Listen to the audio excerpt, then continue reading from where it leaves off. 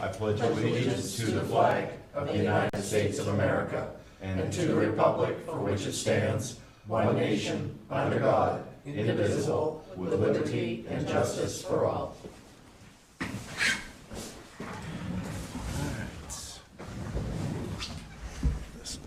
All right.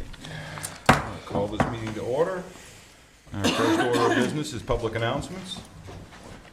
In December, council will begin reviewing appointment applications for several open volunteer positions on many local boards and committees, including the following: the Budget Committee, Planning Board, Land Use Board of Appeals, Economic Development Committee, Board of Assessment Review, Voter Registration Board of Appeals. If you are interested in serving your community, please complete an appointment application form available at www.fairfieldme.com or at the town office. Appointments are made at the town council's January annual organizational meeting. The 2019 dog licensing tags are available at the town office. Current 2018 dog licenses expire on December 31st. Our second order of business is public hearings, to which we have none.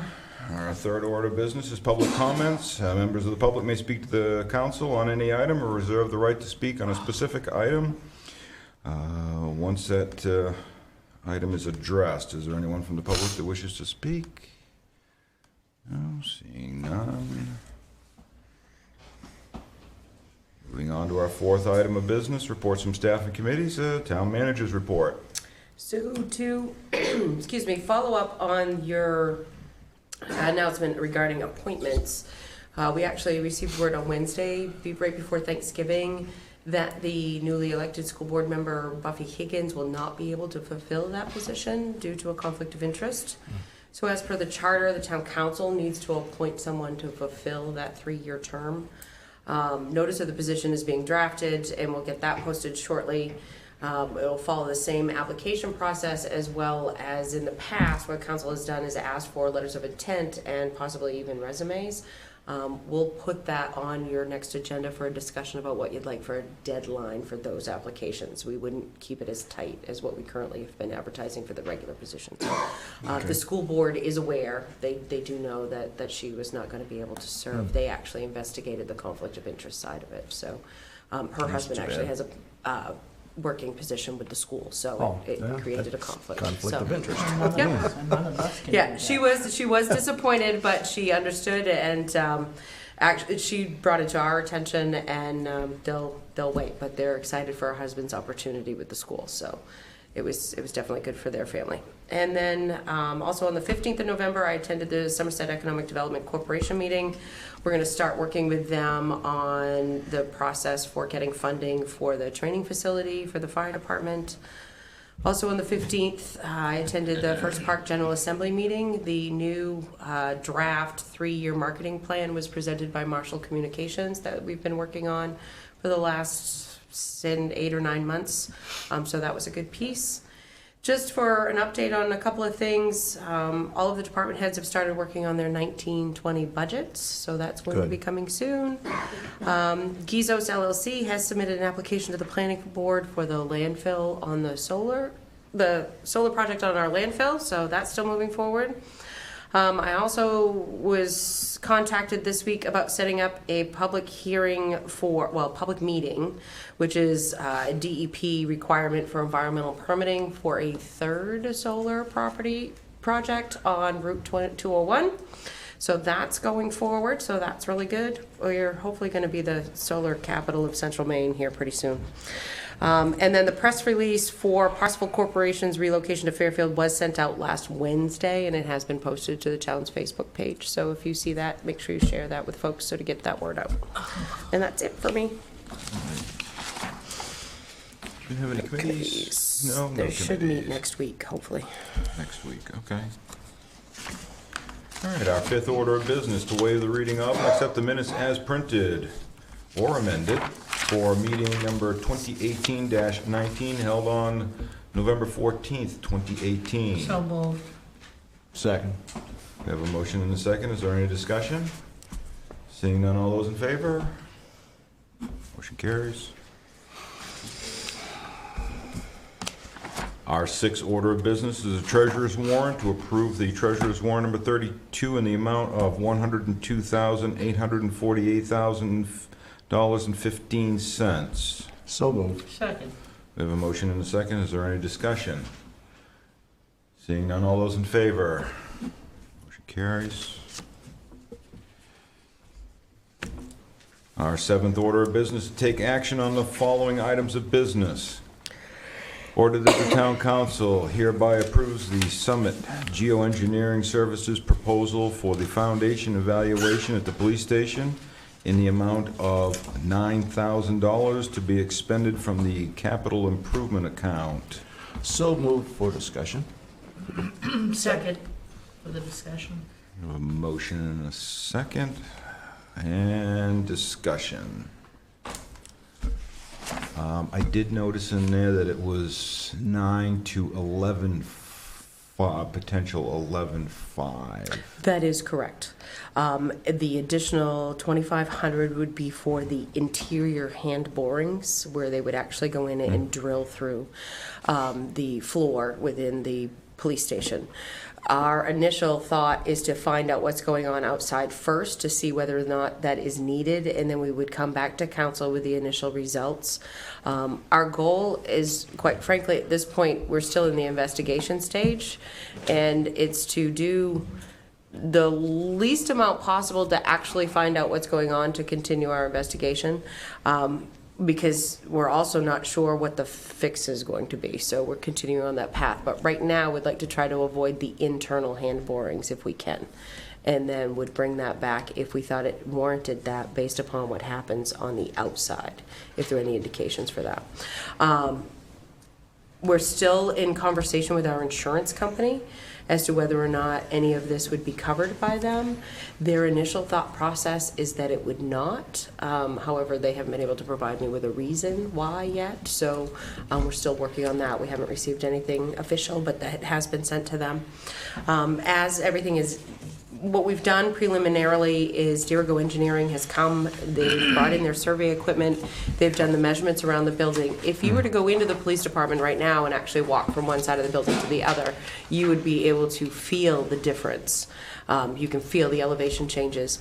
And originally we contacted Dirigo because our initial concern was to make sure the building was safe for our employees and the public to be in that building, which they have assured us at this point in time. They do believe that it is. They don't see anything that warrants us having to shut the building down. But the big concern is to try to figure out why it is sinking and whether it's going to continue to do that. Did it do it and it's not going to do it again? With the elevation changes, you notice that it's the front right corner, if you're standing out here on Water Street, being at 0. The back left corner of the building is down 7.5 inches. The measurements change from front right of building to front left corner of the building. It's, I think, 2.5 inches change. 2.25 inches. So it is definitely moving, but we can't tell right now why. So the geotechnical piece of this would be doing the borings, the coordination with all the utilities to find out what's going on in the soils underneath the Do building. they know the time frame of how quickly it is changing, or? We do not. We do not know. What brought it to our attention was a change in the way the doors were sitting within their door frames.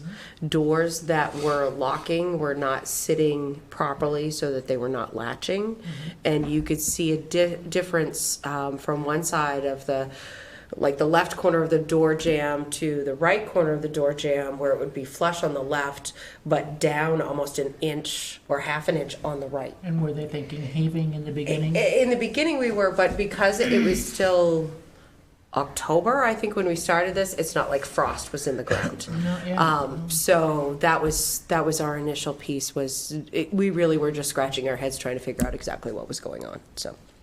Yeah, from an insurance standpoint, basically what they're saying is that it's not going to cover any of the repair work that needs to be done. However, if there is any building damage that is done, which obviously we can't tell until everything goes through, if there's any building damage done from that, that damage would be covered. Well, once we started our investigation and going through, we realized that there are places where the interior walls are separating from the exterior wall. Yeah. There is a crack in the rear facade of the building. Based upon our research, we had found out that there actually was a crack in the rear portion of the building, noticed quite a few years ago, long before my time, and we believe the current police chief's time, that was repaired, but at that time it was believed to be just a crack in the brick facade, not, Yep. and it was repointed. Nobody thought that it was because the building had shifted and moved. So it wasn't until the survey pieces were done that we realized the extent of it and But what was there's going no on. report then that gives us any general idea when this actually started occurring? And We haven't been able to anything? find No- anything. No papers or anything? We haven't found anything. But they do so. have some structural damage to the supporting walls as well, right? It's interior walls so the deviation of spaces, whether or not they're structural, no one has actually, I don't know as if they're holding up the roof or not.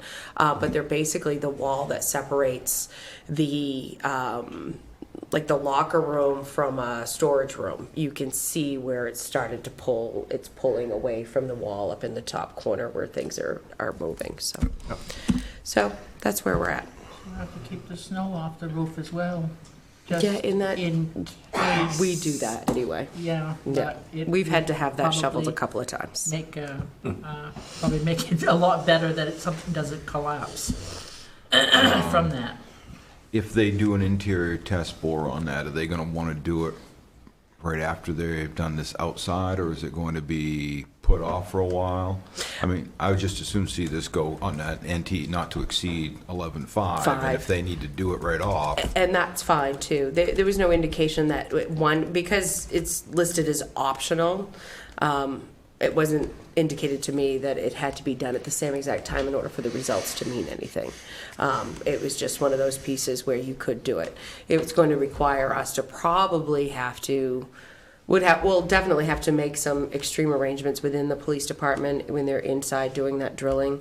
And that's why we kind of would like to put it off if we can because of what it will do inside the building, drilling that concrete. But yes, I mean, certainly if you wanted to do the not to exceed, it would definitely expedite the process. So the account that is referenced for this to be taken out of is the general capital improvement account that we have for all of our buildings. It currently has a balance of $154,969.98. So it definitely has the funds in there to sustain it. So Well, safety first, that's my motto. Things pulling away is not a good thing.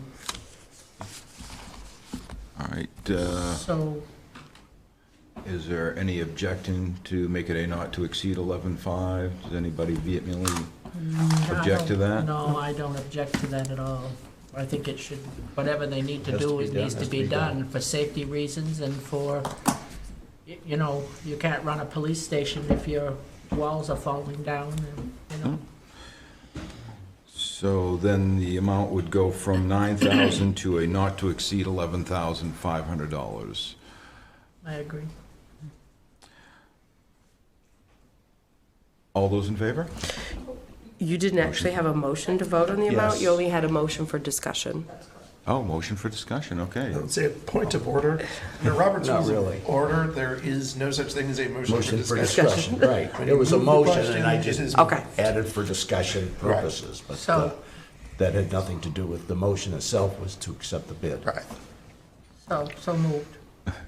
It's already been done. Okay. Okay, motion passes. Okay. We just want to make sure. 11.5. Not to That's exceed good. 11.5, yes. Just want to make sure it's right. Okay. Perfect. So that Thank you. is that and that. Okay, They did state that it will be a couple of weeks once they were given approval to get that scheduled, so it'll be closer Oh, to yeah. probably your second meeting in December. If not, maybe, it might even be after the first of the year before we have the results, depending on how quickly they can coordinate with the utilities, Yep. so. okay. All right. item number 18-89. Order that the town council hereby approves the rebuild of the pump on fire truck E3 via Reliance Equipment up to the amount of $11,675 to be expended from the fire department equipment capital reserve account. So moved. Second. I see that we Spitting did. gravel, right? Yes, and this has all happened very, very quickly, which was why this was an add-on yesterday. This truck is currently in the lift at Reliance because it was going for scheduled maintenance anyway, and this was discovered during a previous call.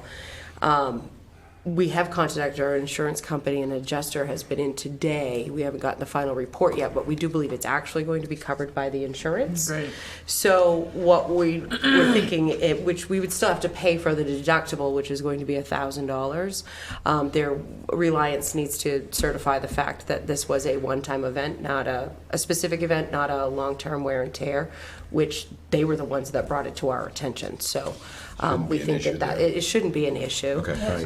But we figured we'll keep this is one of the reasons why it says up to, so that we knew that we could cover the cost of the repair while we were still working with the insurance company, because we didn't know how long that was going to take. That was So an older truck, right? That's not the one that we got. no, it's not the new one. Okay. It's a 2009. 2009, 9 years old. Well, Yeah, and we've got ample amount of money in our capital equipment reserve account. For the to, fire department. For the fire to cover department to that. cover that. And and then if there, it's covered by insurance, that's just, We won't that's need it that's a anyway. gravy right Yep. there. and then they're going to be working on a procedure for any time that we do use a dry hydrant in the future. There's actually a way that they can go in and flush these units, so to make sure that this Oh, isn't good. something that can happen again. And Reliance is going to show them how to make sure that that gets done, and they'll create a procedure for that. This is We want to never put out happened fires, before. but we don't want to break windows. But we don't want to break stuff either. But when your hose nozzles are clogged with sand, you're not You're spraying, going to you're put out spraying fires. gravel. It's No. good for crowd control. Yeah, crowd control, yes. Do we have screens on those, chief? Are they There is, but. more mesh than a screen? The holes are relatively big. Okay. Probably close to a half an inch or so. If you put too dense of a screen, it interrupts with the flow. Right. Of the water, so you know. Sure. Okay. But we do have, there is a large mesh in there to take large Yes, objects it is out. large. Okay. Very good. Okay. Is there any further discussion? All right. All those in favor? Motion carries. Excellent. All right, our eighth order of business, council workshop and other business. Number one, discuss public safety ordinance, Article 3. And that was right there.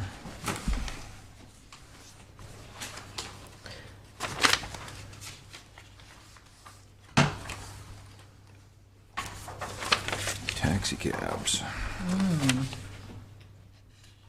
Page 11.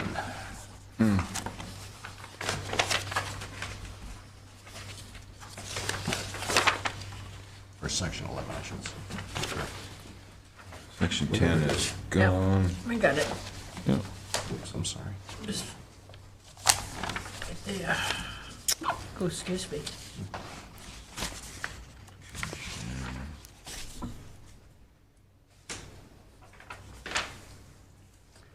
I'm sorry.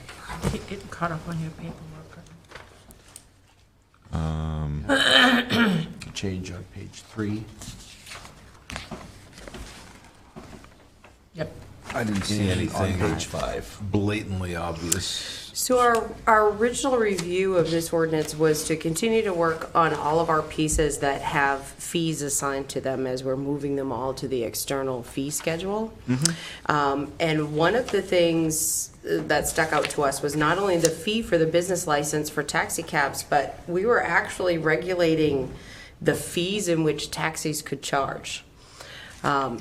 And surprise, that's not what they were charging as we did our investigation. So, not only is it to move the fee for the taxi cab license out of this ordinance, but it is also removing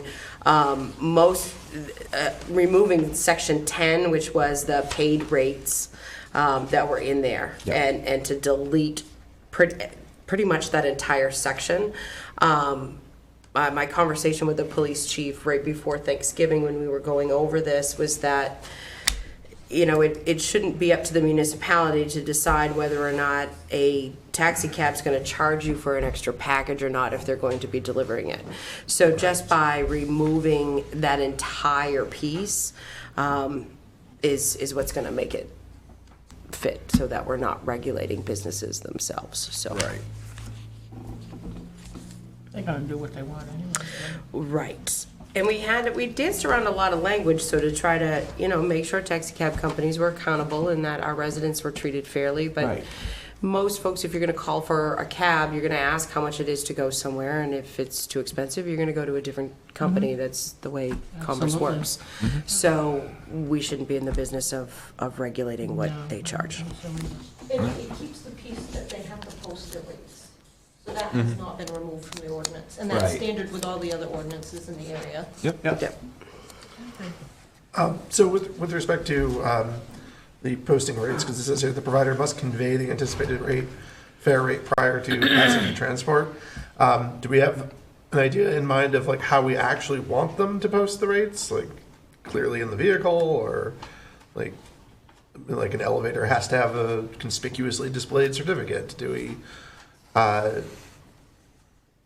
we have any sense that that would be something that we would want to? So that's under section 10A. Yes. Correction, since Wednesday would be proposing that actually go away, that entire section 10 Yep. be completely deleted. Okay. I'm sorry, that didn't go out in what was in your packet, and I forgot to mention that. I was. Yeah. But as you The- said, they're gonna call Our and conversation ask was to, anyways. if we deleted this entire section, because we went back and forth about what was actually a civil matter, what was a municipal law enforcement matter. It was quite the hefty debate Wednesday before Thanksgiving, but if we deleted this entire section, it gets rid of all of the issues that would be surrounding that, because that is another good piece. Right now, actually, the police chief does actually call a cab company at least once a year and rides with them, has them pick him up. Doesn't have them come here so that they know they're picking up the police chief, just to evaluate what our cab companies are doing and how people are being treated. So So- it is a practice that we do If we're have. getting rid of section 10 entirely, if we look back at section 9, that still or maybe this changed too and it didn't go out, but section 9 as written, which was not changed in the draft that we were sent, states. See that- Do I have it? Yeah, that may be fixed by the That- municipal officers. Yeah, Right, I see and that. so now so I think if we're going to get rid of section 10, we need to change this, because this would frankly put them on notice that they should be checking with us about rates that if we don't set, I don't know why we would have that So language that in would there. come out. I do like the idea of keeping the Background a check. schedule of rates, although not obviously so fixed, so that the at least our residents are still informed. I mean, while I don't think we should regulate how much they charge, I do think we have some interest in requiring that they be forthcoming with the information about how much they're going to charge. Okay. But we're That makes still going sense. to have the operators licensed in reciprocating communities. They will not be charged the background check for initial licensing only? That all stays. That all That all stays? stays. Okay. That I like. And then if we're removing section 10, which I wasn't here on Wednesday, so I missed that as well, I would subsequently renumber the other sections, just so you know, I'd Right. make that housekeeping edit. Yeah, Yep. okay. Okay, so we can keep that problem. there and adjust that. I Adjust apologize, I didn't even think to read back in the Most people, section when they before. call a cab, are gonna ask how much. Well, yeah, how anyway. much? Yeah. They're not gonna wait and then That- not have enough money to pay. That is Exactly. true, but if somebody were to, you know, Hail a cab. hail a cab on the street or corner. and there's nothing to prevent them from doing that, or even if they called up and said how much, and then they only knew from one destination to another, decided, hey, I want to make a stop on the way, they should know how much it's going to be to run the meter. Yeah. And I think we would actually be, I think, pretty much the very small minority of municipalities across the country that doesn't require some disclosure of cap rates if we rates. didn't do it. I'm wondering if it's actually part of this statute. We'll research that and make sure we bring that back for you for I mean, the, it's for the been a next lot of years piece. since I took a We'll- cab. we'll get Most that cabs, addressed. when you get into, have the, you get in and they got the rates listed right up on top. Generally. That's right. That's why I'm wondering if But- it's actually part of state statute of what they have to do. I think but- they do charge so much, like if you go like to Hannaford's or whatever and you're buying parcels to be transported, and if you're elderly and they help you bring that to your house, then I think that they do charge a little bit extra for that, because, I mean, most people don't do it out of a courtesy, they generally want to get paid. The companies I contacted all said they don't charge for additional passengers and that they Right. don't charge for extra packages or parcels. No? They do not. Not locally, not I contacted, as outlined in my memo, PT Cab, JP Taxi, and Elite, which are some of the primary cab carriers right in for the Fairfield area. They all said that, and they said that it was pretty common with some of the other carriers as well. Yeah, because there's a lot of elderly people that don't drive anymore, and they take cabs, and they do it to do their groceries. Yeah. Because I've seen it. Okay. So we'll get that fixed, and I'll double check the law to see if it does reference the posting of their rate schedule. Okay. I'll be ready for December 12th. Yes. Draft or final version for public hearing, and are we done with the public safety ordinance or no? Do you want to bring this back for discussion, or do you feel comfortable enough with the change going out that we go forward with the public hearing for the fix? I feel comfortable enough with the public hearing. Yeah, Okay. me too. So what will happen is, at your December meeting will be the public hearing on all of the changes that we've made to the public safety ordinance. It'll include all of them, so. Yep. Sounds good. Good.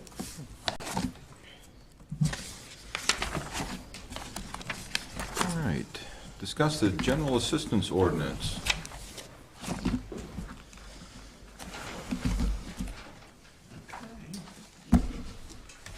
So when we were recently going through our annual audit, our representative with DHHS brought to my attention that there's a more current version of the general assistance ordinance at the statewide level for municipal officer adoption. So this would, if you choose to move forward with this, we would schedule the public hearing for the next meeting and adopt the changes as the state has outlined them. There are 3 sections that are updating the current, I believe it's like 126 pages of ordinance. So the first section that they made edits to was related to banks when we are seeking information related to funeral or cremation. A financial institution must disclose the amount deposited upon receipt of written request from the municipality or its agents, et cetera, et cetera. So it's adding a little bit of bite in our request when we are researching the support material related to whether or not we would find a household eligible to receive that benefit or not. It gives us a better financial picture. If we're not receiving cooperation from the family per se, we can actually approach the financial institution ourselves, which is great news for the complicated cases that we occasionally see. The next section was related to the responsibility of family members related to burial or cremation. So the financial responsibility of certain family members, they've removed the portion where they talk about the grandparents, parents, children, grandchildren of the deceased who live in Maine or own property in Maine, financially responsible for the burial or cremation of the deceased. That's all been deleted and reworded. And they go into individually or as a group if they have financial capacity, either in lump sums or by means of a budgeted arrangement. So the new language says, effective November 1st, 2017, grandparents, parents, children, and grandchildren of the deceased, whether or not living or owning property in Maine, and the spouse or registered domestic partner of the deceased are financially responsible for the burial, cremation of the deceased. To the extent those relatives, individually or group, have financial capacity to pay for the burial or cremation, either in a lump sum or by means of a budgeted payment arrangement with a funeral home. Accordingly, at the request of the administrator, all legally liable relatives must provide the municipal administrator with any reasonably requested information regarding their home, regarding their income, assets, and basic living expenses. The administrator may also seek information from financial institutions holding assets of the deceased. Effective November 1st, 2017, Maine law requires the financial institution to disclose the amount deposited in the corporation or association when the municipality or its agents are acting in accordance with Section 4313-2 and provide written request or notarized affidavit signed by the overseer of the municipality or its agent stated that the name of the depositor is deceased. So it's tightening up the language related to what a person can, what an administrator can seek for information for the backup. A lot of times our applicants are coming into us with minimal support documentation. Sometimes they're family members that don't know where the paperwork was. The person may not have kept good records. This allows the municipality to step right in and make a direct request. And obviously when a family is grieving, it's a very difficult time for them to be trying to make all these things come together. So it does allow the municipality to have a little bit more bite and help in the process. Last but not least, used to be 10 days to administer and determine the eligibility. It's 8 days. It's been changed to 8 days. And they've just tweaked the language so that it's 8 days from the date of an application or burial cremation assistance versus the contact by the funeral director. Although I would like to note the funeral director still has 3 business days to contact us. And that's in a prior portion, and that has not changed. And then on page 82, the 8-day eligibility determination period from the date of application versus by the funeral director was clarified. It still starts with the funeral director and the municipality having a conversation. Whether we're approached by the client or not, we still have to work with the funeral director as well. So those are the major changes, and my recommendation is that we do adopt this, because when I do call to receive assistance from the state on every case that we process, it's nice to have it aligning with the current laws as well as the current ordinance, as opposed to we're looking at the 2006 ordinance. So this will just bring us current. We would adopt, Michelle and I were talking about readopting all of the subsequent tables. Even though you did the updated tables in October, this one's comprehensive and includes the burial and cremation and all the other subsequent appendices. So we'd like to do the full Monty, if you will, and then go back in October to the annual updates, well, September for October 1 updates annually from there. There would be no adjustments to the appendices that you just did. It just makes it cleaner for when we need to do the review, because you actually adopted appendices for an ordinance that would no longer be in existence, so this cleans the whole thing up. And we have, if you've noticed in the monthly general assistance welfare director reports as they've come through over the last couple of years, if you were to look at the summations, the number of cremations that we are assisting with is increasing. It is a piece that is happening across the entire state. There's a lot of folks that are seeing a lot more of them. So the more that we are empowered to try to collect the financial information of someone who has passed away, it makes it much easier for us to be able to process those in a timely manner. So this is a good piece. It was a good catch. And by the way, the audit that we did have done by the state went extremely well, and they did not find any issues with anything that we had, other than the fact that they just happened to note that our ordinance was a little bit out of date. So it did go very, very good. Excellent. Thank you. Very nice. And I'm happy to schedule the public hearing for December 14th if you wish. Sounds good to me. 14th. I think it's the 12th. Oh, sorry, 12th, yes. I was going to say, December you're 12th. adding an extra day Yeah, there. no, December. And I'm happy to add it to the list for the next meeting. Thank you. Very good. Put that on there, and we will put that to rest at the next meeting, so to speak. Thank you.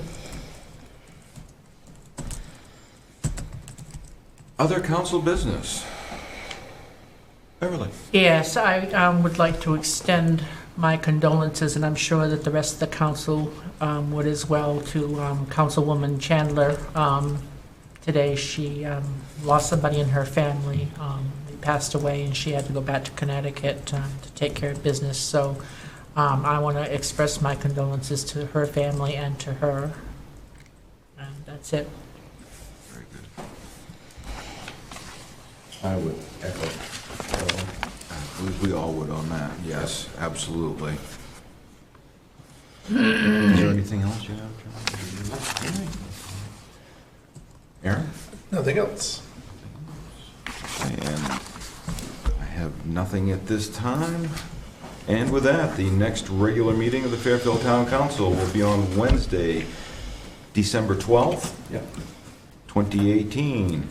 At this time, the council will recess and sign all documents that require signatures of council members. So moved. Second. We are in recess.